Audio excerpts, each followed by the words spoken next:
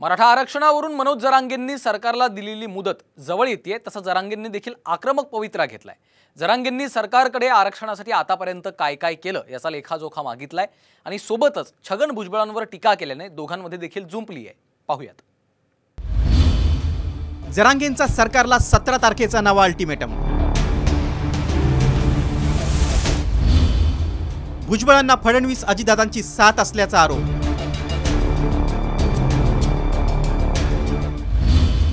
तू किस झाड की पत्ती, भुजबळांचा हल्लाबोल।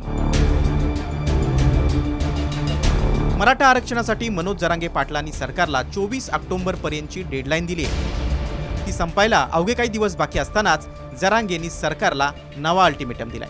आरक्षणाबाबत सरकारने आतापर्यंत काय केलं याची माहिती देण्यासाठी त्यांनी सरकारला 17 डिसेंबर पर्यंतची मुदत दिली आहे। नाहीतर 17 तारखेला आंदोलन करण्याचा निर्णय घेण्याचा इशारा दिलाय। त्यावर छगन भुजबळांनी जरांगेंना फटकारले। तुम्ही सांगितलं होतं आणि लिहून पण घेतलेलं होतं।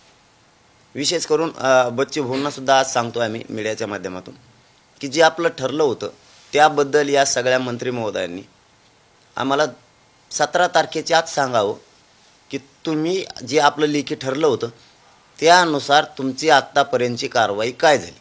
नसता 17 तारखेला आम्ही आंदोलनाचा डिसिजन घेणार आहे। मोठमोठे आंदोलनं झाली या देशात। अशा प्रकारच्या तारखा देऊन द्या तारखा, उद्या सरकारला तारखा देत आहेत, आज उद्या कोर्टाला तारीख देतील। त्या तारखेपर्यंत निकाल नाही लागला तर मग आमच्याशी काय वाटेल ते करतो। दिलेल्या मुदतीत काही सांगितलं नाही तर व्हिडिओ जाहीर रिलीज करण्याचा इशारा जरांगेंनी दिलाय। तर जरांगे ब्लॅकमेल करत असल्याचा आरोप भुजबळांनी केला। तुम्ही जर आम्हाला सरकारनं नाही सांगितलं की आपलं जे ठरलं होतं लेखी त्याप्रमाणे करणार आहात नाही तर ते व्हिडिओ ते फोटो आम्ही मीडियाच्या बांधवांना 17 तारखेला देणार आहेत। ब्लॅकमेलिंग आणि वेठीस धरायचं काम। पण आता सरकारनं 3 न्यायमूर्ती बसवलेले त्याच्यावर चर्चा करायला, तर वेळ द्या। जी काही प्रक्रिया पूर्ण करायची ते करतील। नाही एवढ्या तारखेतच झालं पाहिजे, तेवढ्या तारखेतच झालं पाहिजे। वाह। मराठ्यांना ओबीसीतून आरक्षण नको, त्यासाठी भुजबळांनी आक्रमक भूमिका घेतली। त्यासाठी भुजबळांना देवेंद्र फडणवीस आणि अजित पवारांची साथ असल्याचा आरोप जरांगेंनी केलाय। त्यावर बाळासाहेब आणि पवारांनीही मला कधी काही सांगितलं नाही असा पलटवार भुजबळांनी केलाय। ते मोगम त्याचा स्वार्थासाठी वापर करून घेतोय सध्या। ते देवेंद्र फडणवीस साहेबाच्या लक्षात आहे ना, त्यांच्या लक्षात येईल ते त्याला साथ द्यायला लागलेत।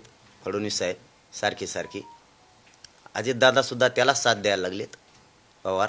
त्यामुळं काय व्हायला लागले, मराठा समाजावर अन्याय व्हायला लागलाय आणि या दोघांच्या विरोधात रोष व्हायला लागलाय। माझं वय 76, त्यातलं 35-36 वर्ष मी ओबीसी साठी काम करतोय। शिवसेना सुद्धा सोडली। इथेच नागपूरमध्ये मी 91 सालामध्ये मंडल आयोगावर, त्यावेळेला फडणवीस आमदार सुद्धा नव्हते। त्याच्यानंतर 10 वर्षाने फडणवीस आमदार झाले। आता ते मला काय सांगणार ना। मला कधी बाळासाहेबांनी सांगितलं की फक्त सांगायचं हा आपला कार्यक्रम आहे, मग तू कसा काय करायचा, तू काय बोलायचं हे मी ठरवायचं। त्याच्यानंतर पवार साहेब कधी मला सांगितलं नाही हे बोला किंवा ते बोला। भुजबळ आणि जरांगेंमधला हा वाद वैयक्तिक पातळीवर पोहोचलाय। भुजबळ जुनाट आणि बुरसटलेले असल्याची टीका करत जरांगेंनी भुजबळांचा एकेरी उल्लेख केलाय।